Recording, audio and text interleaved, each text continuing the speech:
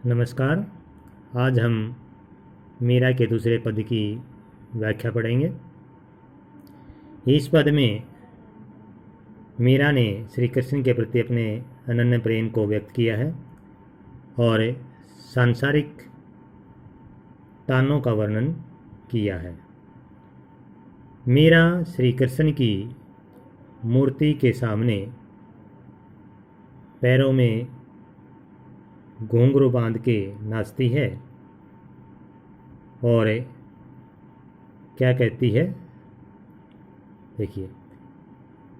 पग घुंघरू बांधी मीरा नाची।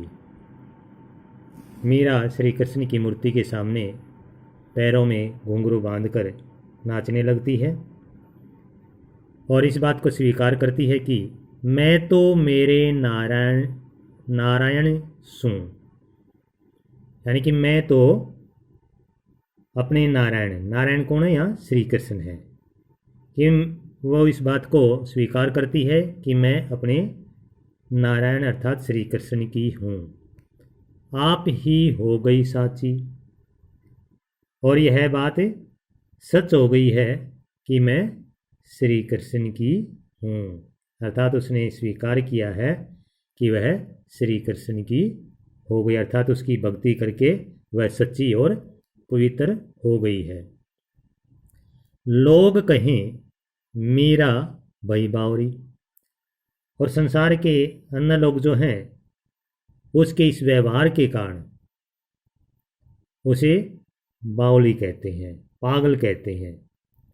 नात कहे कुलनासी, नात क्या है? उसके परिवार के लोग, अर्थात कुटुंब के, बिरादरी के, और उसके परिवार वाले लोग कहते हैं कि वह कुल का नाश करने वाली है। कुल का नाश करने वाली कैसे?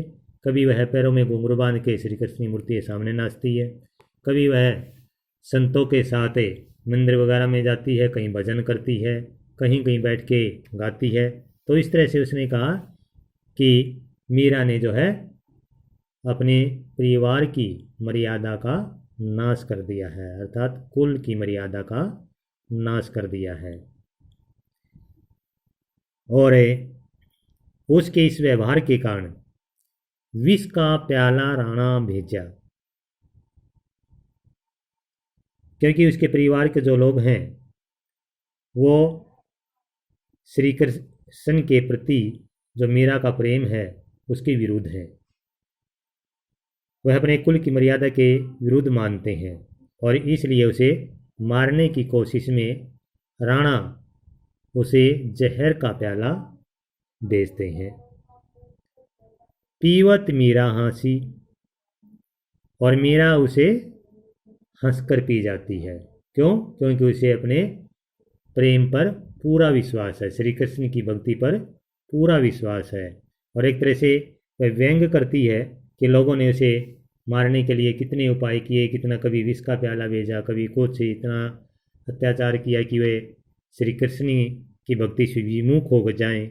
लेकिन यहाँ मीरा जो है उस विष के प्याले को भी हंसकर पी जाती है और श्री कृष्ण की भक्ति के बल पर वह जो है अपने आप को यह सिद्ध कर देती है कि ये संसार उसका कुछ नहीं बिगाड़ सकता, अर्थात श्री कृष्ण की भक्ति में इतना बल है कि विष भी उसका कुछ नहीं बिगाड़ सका।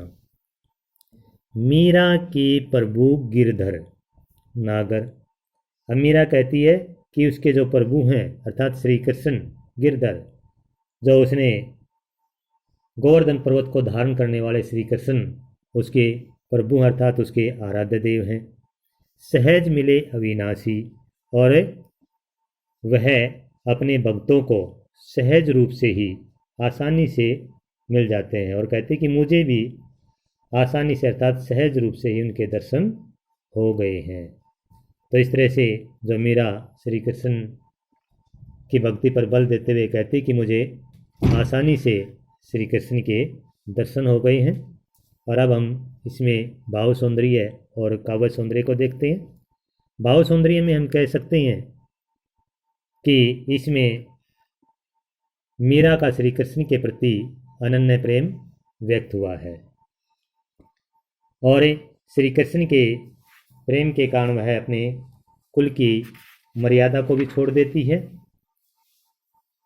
और राणा विष का प्याला उन्हें मारने के लिए भेजता है, लेकिन वह पीकर भी वह एक तरह से मरती नहीं है, बल्कि श्री कृष्ण की भक्ति के प्रति और ज़्यादा सजग हो जाती है। तो इस तरह से अपनी भक्ति से सहज ही वह ईश्वर को प्राप्त कर लेती है।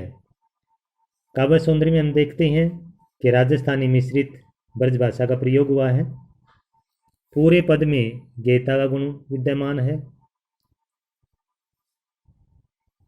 कहे कुल में अनुप्रास अलंकार है।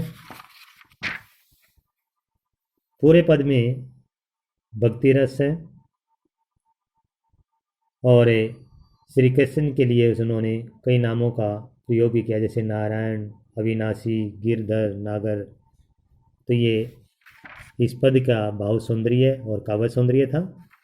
और इससे संबंधित प्रश्न आपने पहले भी कर रखे हैं और दोबारा फिर मैं इनकी छायाप्रति आपको भेज दूंगा, तो आपने वो करने हैं। जिसने पहले कर रखे हैं उसको दोबारा लिखने की आवश्यकता नहीं है।